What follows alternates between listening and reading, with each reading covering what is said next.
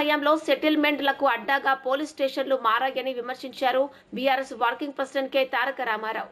తన భూమిని కాంగ్రెస్ నేత కబ్జా చేశాడని ఫిర్యాదు చేస్తే ఉల్టా తమ పార్టీ నేత కర్కబోయిన కుంటయ్యపైనే కేసు బనాయించి వేధించడంతో ఆయన ఆత్మహత్య చేసుకున్నాడని ఆరోపించారు. సివిల్ మ్యాటర్లో దూరి పోలీసులు సెటిల్మెంట్లు అరాచకాలు చేయడం సమాజానికి ఎంతమాత్రం మంచిది కాదన్నారు.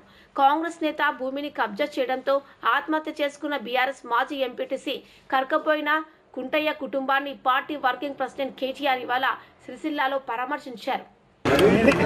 రాజకీయాల్లో అలాగే జీవితంలో అపజయాలు, జయాలు, ఎదురు దెబ్బలు ఇవన్నీ కూడా అత్యంత సహజమైన విషయం.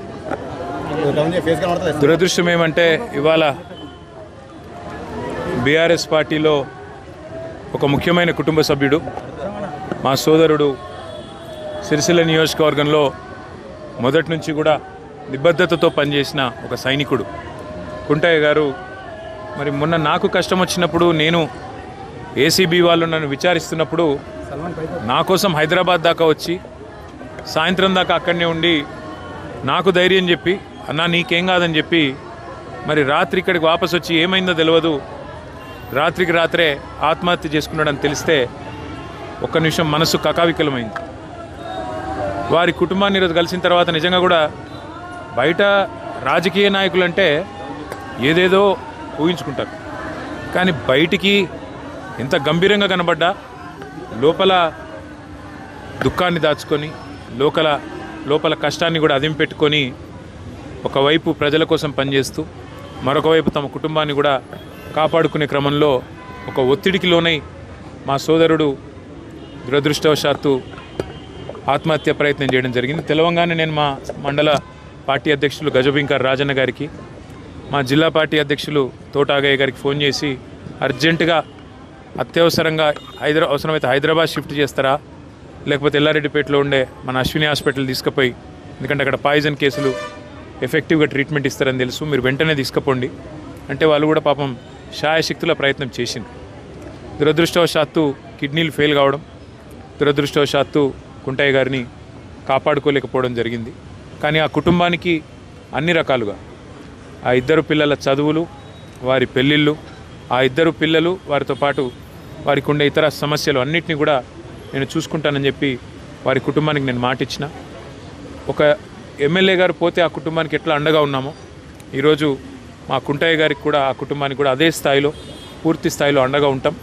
వారు మాకు ఇచ్చిన వారి సహచర్యం కానీ, వారు మాతో పాటు కలిసి గడిపిన సమయం కానీ, అదేవిధంగా వారు పార్టీకి చేసిన సేవలు కానీ ఇవన్నీ దృష్టిలో పెట్టుకొని ఆ కుటుంబానికి మొత్తం బీఆర్ఎస్ పార్టీ జిల్లా నాయకత్వం మొత్తం అండగా ఉంటుంది.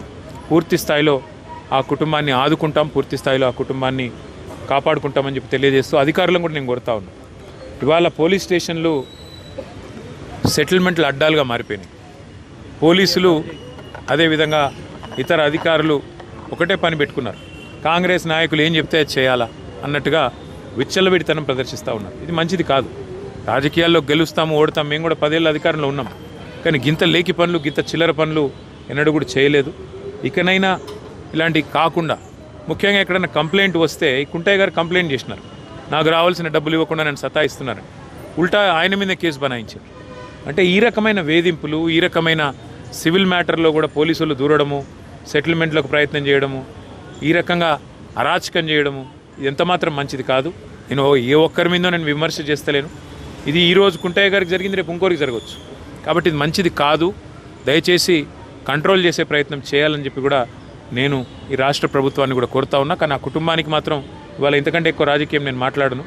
ఆ కుటుంబానికి పూర్తి స్థాయిలో మేము అండగా ఉంటాం, ఆ కుటుంబాన్ని కాపాడుకుంటాం, ఆ కుటుంబానికి పూర్తిగా మరి మనోధైర్యాన్ని ఆ భగవంతుడు ఈ ఆపత్ సమయంలో ప్రసాదించాలని కోరుకుంటూ, అన్ని కార్యక్రమాలు పూర్తయ్యేదాకా మా మొత్తం పార్టీ అంతా కూడా వారి వెంబడ ఉంటుంది. పెద్ద కర్మ జరిగేదాకా కూడా మొత్తం ఉండి మేమే చూసుకుంటామని చెప్పి కూడా తెలియజేస్తూ, మరి వారి ఆత్మకు శాంతి చేకూరాలని మనస్ఫూర్తిగా భగవంతుని ప్రార్థిస్తాం. తప్పుడు ధృవపత్రాలతోటి ఆయన మోసం చేసిన వాళ్ళ మీద చర్యలు ఉండొచ్చు. ఖచ్చితంగా ఉండాల్సిందే. అవసరమైతే కోర్టుకు కూడా పోతాము, అవసరమైతే ఉన్నతాధికారుల దృష్టికి కూడా తీసుకొని పోయి తప్పకుండా ఈ విషయంలో పోరాటాన్ని మాత్రం కొనసాగిస్తాం. కుంటయ్య గారికి ఏ విషయంలో అయితే ఆయనకు అంత క్షోభ కలిగిందో ఆ విషయంలో న్యాయం జరిగేదాకా ఆ కుటుంబం కూడా